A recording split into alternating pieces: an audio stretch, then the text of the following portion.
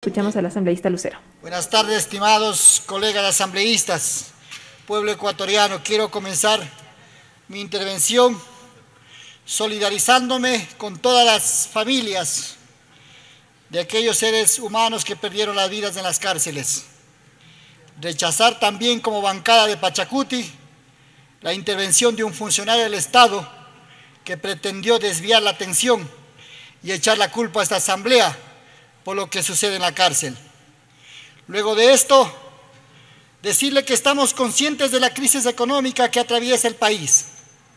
Por lo tanto, existe un déficit presupuestario, pero este problema tiene sus antecedentes: la mala aplicación de las políticas económicas, la corrupción generalizada e institucionalizada en los gobiernos de turno, entre otros aspectos que ha llevado a esta situación al país. También sabemos la difícil situación económica de las familias ecuatorianas que no tienen ni para cubrir sus necesidades básicas, golpeadas por la pandemia, y por ende no se ha logrado reactivar plenamente la economía. También siguen presentes la falta de empleo, déficits en la salud, educación, la desnutrición en las provincias de Sierra Centro y el país entero.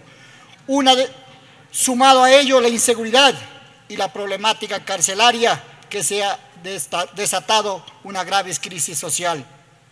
Ante esta problemática, como asambleísta y la bancada de Pachacuti, no podemos quedarnos cruzados de brazos, sino desde la función legislativa es nuestro deber dar respuestas a los diferentes problemas en este tema económico tributario. El 28 de octubre del 2021, el presidente presenta su proyecto de ley llamado Proyecto de Ley Orgánica para el Desarrollo Económico y Sostenible Fiscal para la Pandemia COVID-19. Proyecto que consta de 207 artículos, 8 disposiciones generales, 15 disposiciones transitorias, una disposición interpretativa de formas en varios cuerpos legales, 7 códigos y 13 leyes. Para dar trámite a este proyecto de ley, debemos considerar los siguientes aspectos. El proyecto de ley de esta política económica no debe afectar a las personas que tienen ingresos justos para cubrir la canasta básica. Además, no afectar a la clase media y a los más pobres de este país. El proyecto de ley debe cumplir con los principios establecidos en la Constitución de la República. En su artículo 283 dispone: el sistema económico es social y solidario, reconoce al ser humano como sujeto y fin, propende a una relación dinámica y equilibrada entre sociedad y Estado, en armonía con la naturaleza. Por lo tanto, su cumplimiento debe ser aplicando el summa causa. Así como también en materia tributaria debe cumplir los principios de progresividad, eficiencia, equidad, transparencia y suficiencia recaudatoria, de acuerdo al artículo 300 de la Constitución de la República, y cumplir con los objetivos de las políticas económicas, que es incentivar la producción nacional. Además, la política tributaria promoverá la distribución, estimulará el empleo, la producción de bienes y servicios y la conducción ecológica, social y económica responsable. Tomado en consideración lo expuesto, presentamos las siguientes observaciones. Observaciones al libro 1 de la contribución temporal para el impulso económico post-COVID-19. El artículo 5 trata sobre contribución temporal al patrimonio de las personas naturales. Es necesario realizar la revisión a la tabla de contribuciones a fin de no afectar directamente a la clase media endeudada que tiene que enfrentar sus obligaciones y más bien se tendría que subir la tabla de deducción tributaria en el sector salud. El informe de la Comisión plantea que las personas naturales que poseen un patrimonio individual mayor a $1 millón pagará el impuesto de patrimonio a tarifa de 1% al 1.5%. Y nuestra propuesta, la tarifa será que debe pagar al 2%, considerando que la ley debe garantizar el principio de progresividad, proporcionalidad establecido en la Constitución, el artículo 300 y el artículo 5 del Código Tributario. Observaciones al libro 2 sobre el régimen impositivo voluntario único temporal para la regulación de activos en el exterior. No es posible que en la regulación del capital del exterior sea voluntario y una contribución del 3.5%.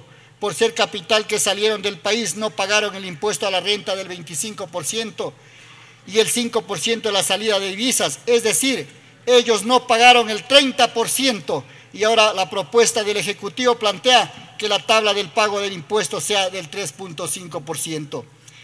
Es de conocimiento público que existen capitales fuera del país y que muchos quieren regularizar por estar en riesgo de que sean incautados por los países donde se encuentran. Sin embargo, como incentivo se crea este régimen que debe ser voluntario. Si no lo planteamos que esta declaratoria debe ser obligatoria, posiblemente nadie declare. Por lo tanto, esos capitales que salieron del país no pagarán impuestos. Nuestra propuesta es que la tabla del pago de impuestos sea del 5%. Pero también debemos precautelar que dichos capitales fuera del país sean legales y no se debe justificar el origen con documentos públicos y no basta con una declaración juramentada. Además, la regularización de los capitales, la declaración juramentada de los capitales y bienes no puede considerarse como una reserva y la información no puede ser confidencial. Este planteamiento lo realizamos con la finalidad de evitar los recursos producto de la corrupción o el narcotráfico se regularice sin control y menos sin justificación alguna. Reformas al Código Orgánico Monetario Financiero. El artículo 179 se propone que el artículo numerado incorporado a continuación el artículo 120, libro 2 del Código Monetario y Financiero, agrega un numeral que establezca lo siguiente: operaciones, crédito o de cualquier otro tipo destinado al financiamiento de vehículos. Eliminar el inciso tercero: en ningún caso persona natural o jurídica, públicas o privadas, nacionales o extranjeras, incluyen naturalmente a las instituciones del sistema financiero, podrán constituir fideicomisos mercantiles en garantía de vehículos. En este hacemos un pedido. Están planteando que se realicen los fideicomisos mercantiles. Lo único que lograremos con esto es que la banca, que hoy ha tenido en zozobra al pueblo ecuatoriano, vuelva a través de estos fideicomisos a explotar al pueblo ecuatoriano a través de los cuando se compran los vehículos. Es necesario que las observaciones que hoy presento, cuenta con 2 minutos de asamblea, y lo voy a hacer por escrito, señor presidente, gracias, lo voy a hacer por escrito, la entrega a la comisión respectiva para que puedan ser tomadas en cuenta las propuestas que hemos trabajado desde la bancada de Pachacuti.